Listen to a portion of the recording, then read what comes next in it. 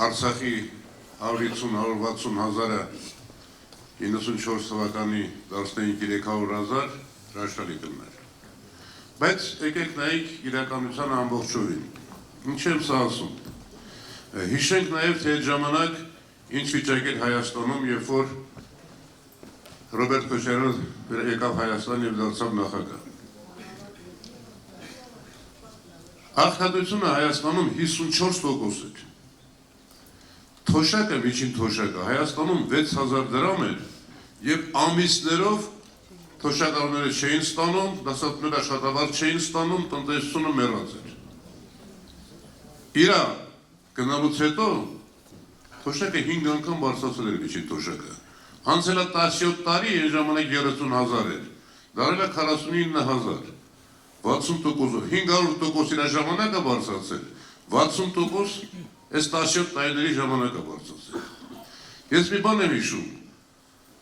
տարիներ առաջ, մինչև այս ողբերգությունը, դու վստահ եմ շատ լավ ճանաչում ես Արցախի հերոս, Արցախի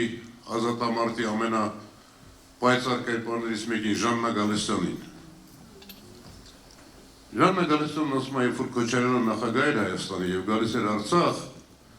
ասում էինք, պարոն նախագահ, Արցախին քիչ է սերի հատկացումներ անում, քիչ է միջոցներ տրամադրում Արցախին։ Քոչարյանը որ Արցախից էր, չէ, ուղնուցուցով, ասում էր ժողովուրդ, բա աղետի գոտին, հիշում եք, չէ, ամբողջ աղետի գոտին ինչ վիճակում էր։ Այդ ամբողջը նաև այս կողմը ունի, այդ ամբողջը նաև այդ աշխատանքները պիտի արվեր։ Եվ երկրորդ հարցի հետ կապված են։ Իհարկե, դա մեր քաղաքական օրակարգումը լինելու, մեր մանակսուրի թեման լինելու, եւ եթե նկատել եք, այդ թեմայով էլ ամենաակտիվ աշխատում է նախկին արտգործնախարար Վարդան Օսկանյանը,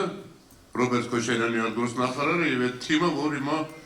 արցախցիների, նախարարների, մյուսների հետ, պատգամավորների հետ աշխատում են։